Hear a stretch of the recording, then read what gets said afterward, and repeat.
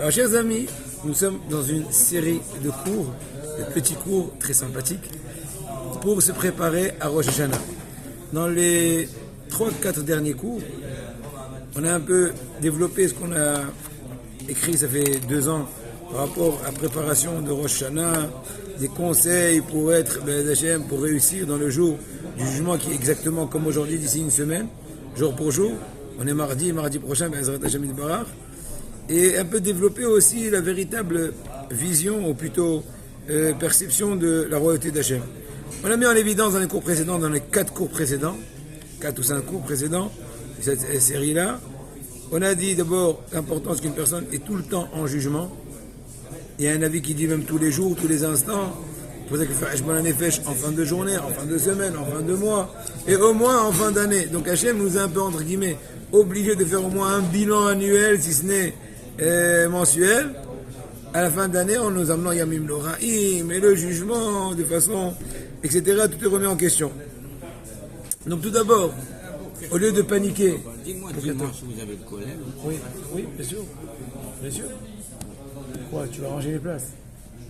Oui, mais attends, papa, la Torah d'Israël. Non, mais ça va, lundi matin, on fait, c'est pas grave. Le mérite de la Torah. Depuis 5h jusqu'à 8h du soir, tu peux... Ah oui. Le soir. Donc en tout cas, chers amis, que voulais-je vous dire? Que tout d'abord, on a mis en évidence l'importance d'être joyeux. Et de dire merci à Hachem, qui nous a donné la possibilité de faire tchouva. Et donc la première condition tout d'abord, c'est prise de conscience que de la force infinie d'Akadosh Baruch Hu, celui qui est le maître de tout. Et à la rigueur, on est tellement ébahi devant sa grandeur qu'on reste bouche bée. Et le plus grand degré de conception d'Akadosh Baruch Hu, c'est rester bouche bée. Mais à notre niveau, on n'est pas à ce niveau-là. Donc au contraire, on essaye un peu de développer, d'exprimer de façon un peu détaillée tous les louanges d'Hachem. J'ai un pressentiment, moi. De quoi? 22 octobre. Hachem Lazor. Ensuite, Émettre. Hachem Lazor, que des bonnes choses. Ah oui, non, mais bonne chose pour nous. J'ai compris. Non, et là, on va voir la main d'Hachem. Kenny Ratson. Bekaro Mamash. Maintenant, de par ailleurs, Akadosh Baruch Hu nous a dévoilé le jour du jugement pour nous appeler à nous préparer.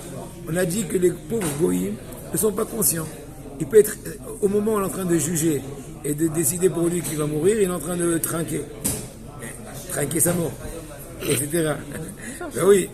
Bon, ça c'est un exemple. Pour ne pas être trop macabre.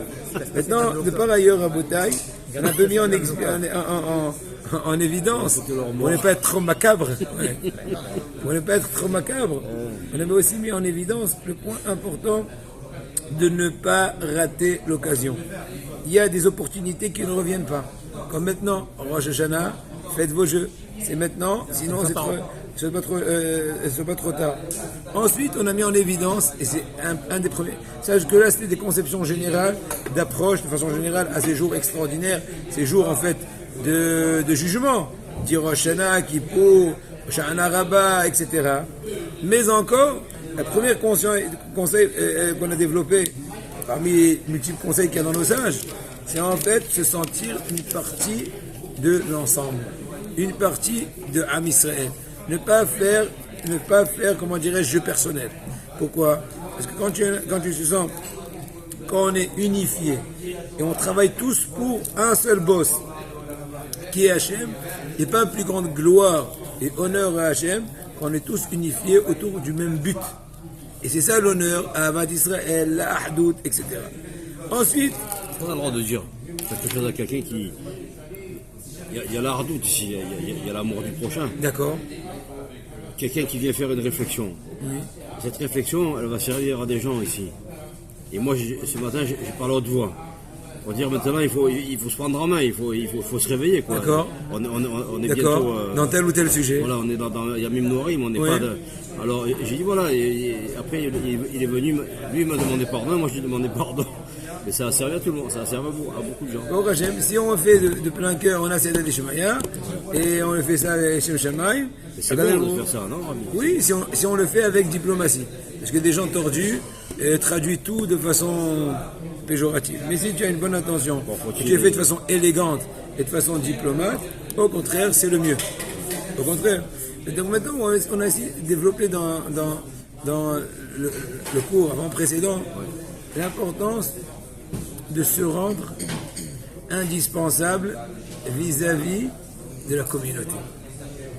De la communauté, ton entourage, ta famille, tes proches, tes amis, ta société. Pourquoi? Parce qu'à partir du moment que tu deviens indispensable, on va dire comme ça, ou serviable, ou tu es, comment dirais-je, tu as ta place. Pas juste au niveau d'honneur, au niveau d'importance, de nécessité, eh ben, c'est un bouclier pour la personne contre Adécham le mauvais décret. On a déjà expliqué que si quelqu'un a décidé à Adécham de donner un mauvais décret à un certain Réhouven, s'il sait que Shimon, le très bon ami de Réhouven, va se faire du chagrin, et Shimon il ne mérite pas ce chagrin, et bien de par le mérite de Shimon, on va soit faire un paiement à échéance, soit faire un petit arrêt et lui permettre de refaire tchouva de façon une dérogation. Donc voici un des exemples de fruits extraordinaires du fait qu'on est unifié, du fait qu'on œuvre pour la même boîte, entre guillemets, la boîte d'Akadosh Baruch Hu, et en cela, voilà des choses extraordinaires. Dans le cours dernier, le dernier cours, c'était le 4e, dans le 5e dans cette série-là, on a parlé entre autres de l'importance de bénir son prochain. Ça veut dire que tout le temps parler à ton ami, qu'Hachem te bénisse dans le nombril, ce truc, dire une flatterie. Malheureusement, je parle même entre un homme et sa femme, dans un couple, on est radin, on est avare de mots. Pourquoi? C'est parce qu'on dit, mais c'est ce que je pense d'elle. Exemple. Ou bien c'est évident, ou bien c'est lourd, c'est relou de dire ça. Plein de stéréotypes. En fin de compte, tout ça c'est de la paresse. Mais grâce à vous, par exemple, hier, puisque j'ai développé cette idée avec vous hier, dans le cours d'hier soir, alors je me suis dit, écoute, applique ce que tu enseignes. Donc quand je suis rentré chez moi, j'étais un peu plus, on va dire, de toute façon j'essaie de le faire tout le temps, mais ça m'a plus stimulé, ça m'a plus encouragé, un gentil mot, merci pour tout ce que tu fais, merci ceci, etc. Ça coûte pas cher, et c'est beaucoup mieux, c'est plus efficace, entre guillemets, qu'un bouquet de fleurs, etc. Bien connu. Très bien, on avance. Donc on a dit même plus que ça. On a même approfondi dans le cours précédent en disant que quand tu t'habitues à venir autrui, tout d'abord, tu ne veux pas savoir, il y aura des fois un moment opportun, sha'at ratson, où ta bracha va être acceptée, même si tu es pas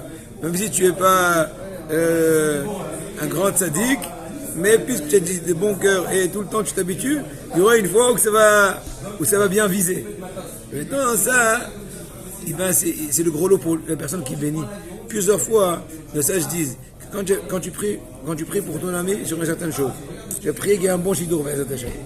Et bien, Kadosh Baruch Hu, si tu as besoin toi aussi d'un bon chidour, il va te bénir le premier.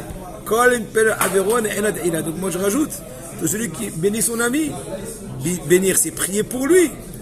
Et ben il va être répondu le premier. Tout d'abord parce que comme ça Hachem il fait, Mida kelged Mida, Mevarech Yevorach, celui qui bénit sera béni. Et plus que cela, puisqu'Hachem il voit l'expression de ton amour vis-à-vis de ton ami, et ben il va te bénir toi le premier, afin que ta bénédiction soit avec plus d'intensité. Donc c'est un cercle vicieux, c'est incroyable. Maintenant c'est pas fini. Pour retourner toujours à l'unité de Am Israël, à la Ahdout, à Ahavat Israël, qui est la pierre de base de toute la Torah, comme ce qu'il dit Rabbi Akiva, qui est le secret de la réussite, le passe-partout de réussite dans tout, c'est quoi? C'est en fait l'amour d'Israël et mettre en évidence la royauté d'Hachem. L'honneur d'Hachem exprimé de la façon la plus forte quand on est tous autour de lui avec le même but. Le même but de le servir avec amour et crainte, c'est ça qui nous unifie. Il n'y a pas une expression plus forte de l'amour d'Hachem et de l'honneur d'Hachem surtout, plus que cela. Maintenant, quand ton ami il voit comment tu le bénis, comment tu l'aimes, parce que, comme ce qu'on dit, l'appétit vient en mangeant. Même une personne que tu sympathises pas spécialement, moyen, sympa, mignon, normal, mais à partir du moment où tu es en train de le bénir, tu vas commencer à plus l'aimer. De même que l'appétit vient en mangeant, l'amour vient en bénissant. Voilà. Quand tu bénis ton ami, tu l'aimes encore plus. Et maintenant, encore une fois, c'est un cercle vicieux. Il va ressentir, les cœurs ressentent, mis à part les paroles. Il y a le cœur qui ressent. Parce que la parole, c'est pas des fois, l'hypocrisie.